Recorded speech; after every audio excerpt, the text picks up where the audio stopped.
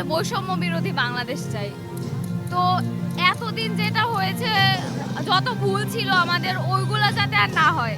মানে আজকের দিনের পর থেকে যেন আমরা সত্যিকারের যে বাংলাদেশটা চেয়েছিলাম ওইটাই যেন আমরা পাই। আমরা আসলে এইটাই চাই, মানে আমরা কোনো বিরোধ চাই না, মানে আমরা কোনো বৈষম্য চাই না। যে জন্য আমাদের ভাইরা শহীদ হয়েছিল, ওনাদের রক্ত যেন বৃথা না যায়।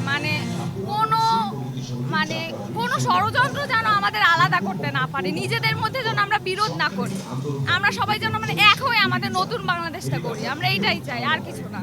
তো এটা তো একটা আলাদা অনুভূতি। আমরা সবসময় টিভিতে দেখতাম যে শহীদ মিনারের সব আন্দোলনের মেইন যে চূড়ান্ত যে পটভূমি, সেটা আমাদের শহীদ মিনার থেকেই শুরু হয়।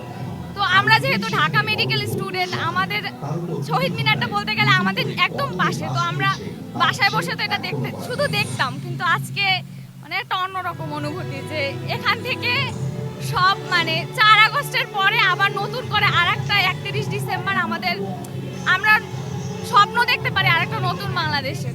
তো অনুভূতিটা অনেক বেশি আলাদা। ঢাকা মেডিকেলের ভূমিকা যদি বলি, আপনারা তো দেখেছেন যে ফ্যাসিস্ট সরকার কিভাবে আমাদের ভাই বোনের ওপর গুলি চালিয়েছে। তো আমাদের ডাক্তাররা সবসময় চেষ্টা করেছে যেন কোনো ভাইয়ের যেন প্রাণ না যায়। তো সেই দিক থেকে বলবো, আমাদের ঢাকা মেডিকেল কলেজ হসপিটাল, তাদের ভূমিকা অনেক বেশি ছিল। আমাদের স্যাররা, আমাদের সিনিয়ররা, ইন্টার্নরা, তারা সবসময় চেষ্টা করেছে যেন একটা জীবনও যেন না যায়। কিন্তু এখন সব জীবন তো আল্লাহর হাতে। তো এখন আহতদের, নিহতদের সব ব্যাপারে ঢাকা মেডিকেল কলেজের ভূমিকা ছিল সব থেকে বেশি।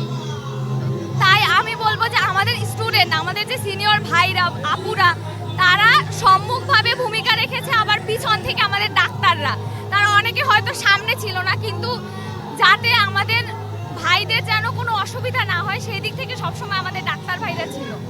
তো এটাই আগামী দিনের প্রত্যাশা থাকবে, আমাদের যে নতুন বাংলাদেশ হবে, নতুন বাংলাদেশে যেন আমরা সবাই কোনো বৈষম্য ছাড়া যেন আমরা থাকতে পারি।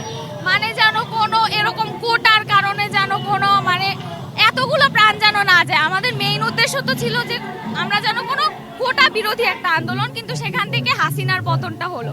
তো আমরা চাবো যেন আমরা সবাই একদম শান্তিপূর্ণভাবে বাঁচতে পারি। আমাদের যেন আর কোনো জীবন দিতে না হয় আমাদের অধিকার আদায়ের জন্য। আমরা যেন আমাদের দেশটা একদম আমাদের নিজের, কোনো ষড়যন্ত্রের কারণে, নিজেদের মধ্যে কোনো বিরোধের কারণে যেন আমরা আবার আলাদা হয়ে না যাই।